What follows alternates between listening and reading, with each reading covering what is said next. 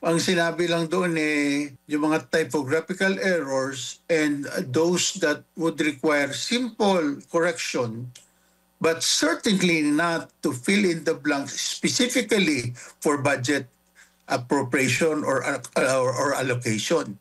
No? Kasi wala nga doon Kaya nga kung ganun, walang amount sa Bicameral Conference Committee report in terms of appropriating certain figures or amounts for specific departments. Nabanggit ko nga kanina yung DA, NIA, tsaka PCA. Paano nagkaroon ngayon ng amount yan at na-filled up yung blank or blanks doon sa enrolled bill?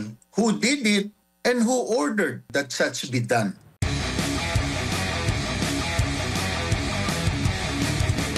Sir, anong number one ninyo na suspicion o analysis dito po sa nangyari na ganito na ang kinahinatnan ng 2025 budget? Marami nagsasabi yung GAA natin is perceived as graft-ridden.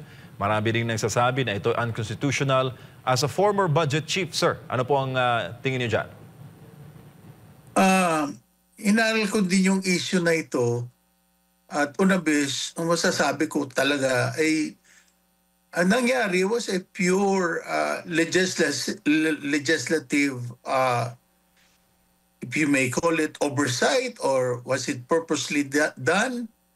Kaya humantong sa ganitong sitwasyon. Ang kailangan nga lang natin dito na maliwanagan ang taong bayan sapagkat pera nila ang gagamitin sa lahat ng mga gastusin. Karapatan nilang malaman kung ano ba talaga nangyari. At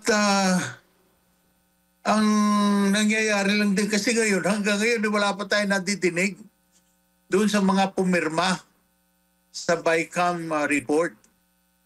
Dahil nga, hindi pwedeng magkaroon ng enrolled bill na kung ang pagbabasihan ay yung committee report na kinulang ng kung ano talaga ang dapat na nandoon. What I mean to say is, ang blanco doon na talagang klarong walang halaga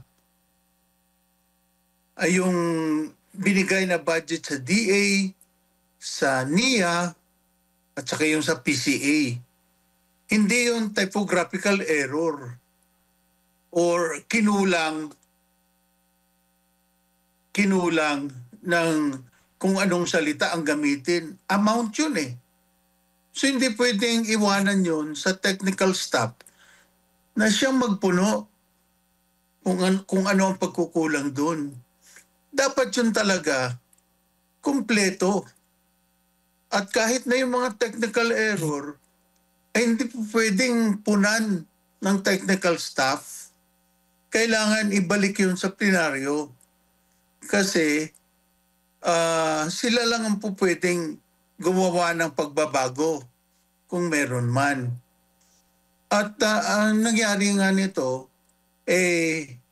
hindi nga naunawaan ng taong bayan ngayon. Kaya maraming agam-agam, maraming kuro-kuro, maraming suspetsa, at maraming katanungan. Siguro maliliwanagan ito kung magsasalita ang mga membro ng Bicameral Conference Committee. It behooves on them to inform the people what really happened. Because it cannot be that there can be a law, the basis of which is questionable. As already stated by Mr. Alejandrino and a lot more of those who have previously been interviewed on this issue, that the president would have exercised diligent efforts into looking back at what was the issue raised by her own sister herself, advising the executive secretary on the matter. Kasi panggaling ng Kongreso yan, pag-transmit yan sa Office of the President, ang ginagawa ng Office of the President ay pinapa-review yan. for study and recommendation. Yun yung trabaho namin, no? Nire-review namin yung enrolled bill until it is signed into law and therefore will now constitute as the General Appropriations Act. Inaaral po namin yan sa DBM. Ano yung mga items na kailangan tingnan vis-a-vis the submitted or recommended National Expenditure Program by the President. At doon makikita natin ang comparison. At the other items that are deemed to be not in accordance with the Constitution or those that are against the public policies and or standing rules on the matter of having to make sure that this goes to the rightful department or agency of government. So meron mga nabibito na items at inaaral talaga ng DBM yan.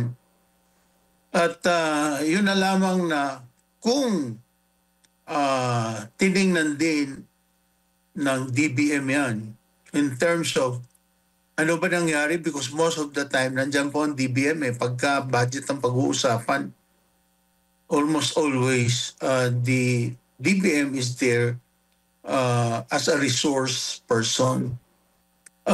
Liban na lamang kung ang nag-uusap ay yung bicameral conference committee, because then normally it's not made public and sila-sila lang ang nag-uusap. Kaya kung sakaling mayroong mga katanungan dyan, sila din mismo, yung bicameral conference committee, yung mga members doon, ang dapat na magsalita at ipaliwanag ang kabuuan ng kanilang ginawa sa pag-review ng mga sinasabi nilang conflicting versions or items in the budget na sa huli ay napagkasunduan na nila. Opo. Kasi sila yung Third Congress, sila yung talagang final say, kumbaga, in terms of what should constitute as the enrolled bill that will now be submitted to the President for signature and thus becomes the General Appropriations Act. Secretary, sinabi po ni Congresswoman Kimbo ngayong araw na yung, and I quote, yung bicameral report explicitly authorized the technical secretariats, nabanggit po niyo itong katagang technical secretariats of both houses of Congress to implement corrections and adjustments as required. Pero may mga lumalabas na report na yung authorization are limited lang, Secretary, sa typographical, grammatical, and printing errors. Hindi yung fill in the blanks sa BICAM report. Sir.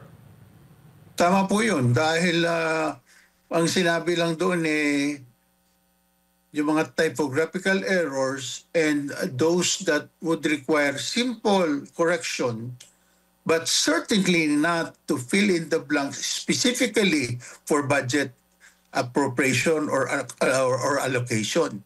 No? Kasi wala nga doon Kaya nga kung ganun, walang amount sa bicameral conference committee report in terms of appropriating certain figures or amounts for specific departments. Nabanggit ko nga kanina yung DA, NIA, tsaka PCA.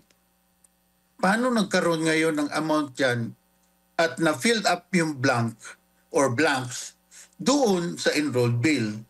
Who did it and who ordered that such be done?